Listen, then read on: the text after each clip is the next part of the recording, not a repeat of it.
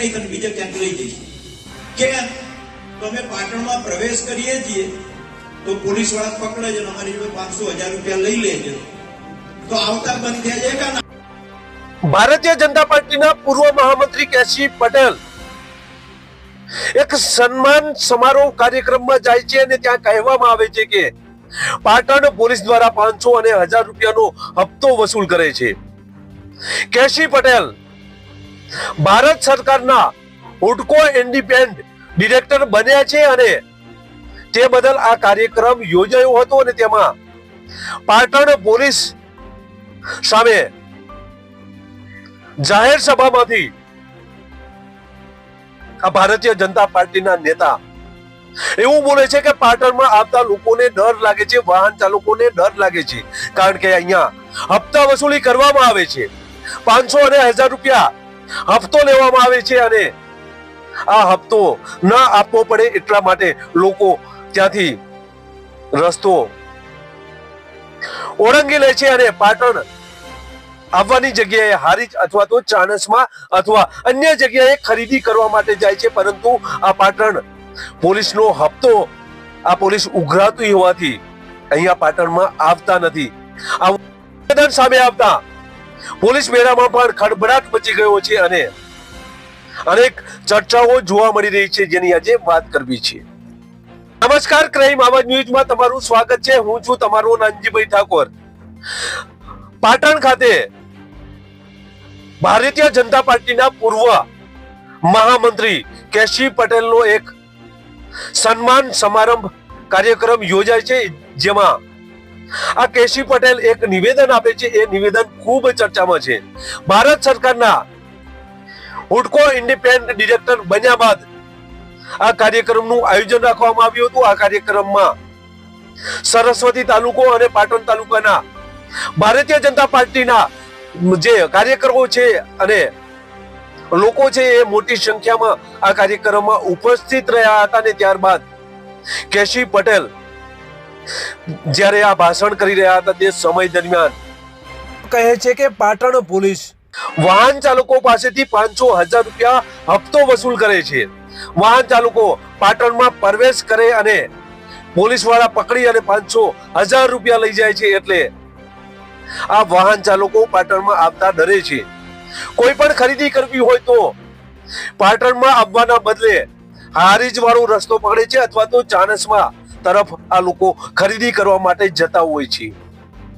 પાટણમાં આવતા લોકો ડરે છે। આવું નિવેદન સામે આવતા અનેક સવાલો ઉભા થયા છે, કારણ કે ભારતીય જનતા પાર્ટીના પૂર્વ મહામંત્રી જ્યારે આવું નિવેદન આપતા હોય ત્યારે પોલીસ કેટલો ભ્રષ્ટાચાર કરતી હશે, કેટલી આ મહામંત્રીને ફરિયાદો મળી હશે અને ત્યારબાદ આ ભાષણમાં આવું નિવેદન આપ્યું હશે, એ સવાલો છે। કારણ કે જ્યારે આવા નેતાઓ જાહેરમાંથી આ પોલીસને આ રીતે નિવેદન આપી અને જાહેરમાં આવું ભાષણ કરતા હોય ત્યારે પોલીસ સામે અનેક સવાલો ઉભા થતા હોય છે, કારણ કે પોલીસ ખરેખર રસ્તા ઉપર ઊભી રહીને આ રીતે લોકોની લૂંટતી હશે, વાહન ચાલકો પાસેથી આ રીતે ખરેખર પૈસા પડાવતી હશે, તેવા અનેક સવાલો ઉભા થયા છે। ત્યારે આ બાબતે જે નિવેદન બહાર આવ્યું છે કેસી પટેલ દ્વારા, તેમણે આ જાહેર સભામાં પોલીસ હપ્તા લે છે તે વિશે શું કહ્યું છે એ આ વિડીયોમાં જોઈએ, ત્યારબાદ વધુ ચર્ચા કરીએ। નાના બિઝનેસ માટે, પરંતુ પાટણ શહેરમાં જે પ્રમાણેની ધંધા રોજગારની આવકો થવી જોઈએ એ અન્ય જગ્યાએ જે થાય તે પ્રમાણમાં નથી। એટલે એ કોઈને પાટણ આવવું હોય છે તો નથી આવતો, તો કેમ નથી આવતો પાટણ? કે રાધનપુર જતો રહે, એ મહેસાણા જતો રહે, એ આવી રીતે બહુચરાજી, હારીજ આ બધા સેન્ટરોમાં જતો રહે, પણ પાટણમાં નથી આવતો, તો કેમ નથી આવતો? તો સામાન્ય મને લાગી તો કે પાટણમાં આ જે ભાડે કરીને જે વાહનવાળા આવે છે ને એમને કેમ કે ભાઈ અમારે પાટણ ખરીદી કરવા જેવું છે, તું અમારા હંગાતે આવે, તો એ ના પાડે, એ પાટણ નહીં તને બીજા ક્યાંક લઈ જઈશું કેમ તો અમે પાટણમાં પ્રવેશ કરીએ છીએ તો પોલીસ વાળા પકડે છે, અમારી જોડે 500,000 રૂપિયા લઈ લે છે તો આવતા બંધ થયા છે કે ના? ભારતીય જનતા પાર્ટીના પૂર્વ મહામંત્રી કેસી પટેલનું આ નિવેદન બહાર આવતા પોલીસ બેડામાં ચકચાર મચી છે. અનેક જગ્યાએ અનેક સવાલો ઉભા થયા છે પાટણ પોલીસ સામે.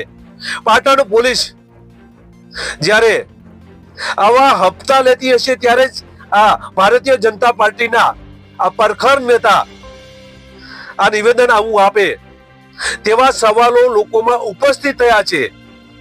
શું પાટણ પોલીસ પાટણમાં આવતા લોકોને આ રીતે લૂંટતી હશે? આવા પણ સવાલો ઉભા થયા છે. એસપીએ જણાવ્યું છે કે આ બાબતે અમે તપાસ કરી રહ્યા છીએ, જો સત્ય હશે તો કાર્યવાહી કરવામાં આવશે તેવું નિવેદન તેમનું પણ સામે આવ્યું છે. પરંતુ આ કેસી પટેલના નિવેદન બાદ પાટણ ટ્રાફિક પોલીસ સામે અનેક સવાલો ઉભા થયા છે. ત્યારે આ બાબતે એસીબી દ્વારા ડેકોઈ ગોઠવવામાં આવે તેવી લોક માંગણી પણ છે. અને જ્યારે ભારતીય જનતા પાર્ટીના નેતા જાહેરમાં આવું જો નિવેદન આપતા હોય ત્યારે એસીબી દ્વારા તેની નોંધ લેવી જોઈએ અને તપાસ કરવી જોઈએ. બસ એ જ. જો તમે અમારી ચેનલમાં નવા છો અને આવા જ લેટેસ્ટ ન્યૂઝ જોવા માંગો છો તો અમારી ચેનલને અત્યારે સબસ્ક્રાઇબ કરો, જેથી આવનાર લેટેસ્ટ ન્યૂઝ તમારા સુધી પહોંચી શકે. નમસ્કાર.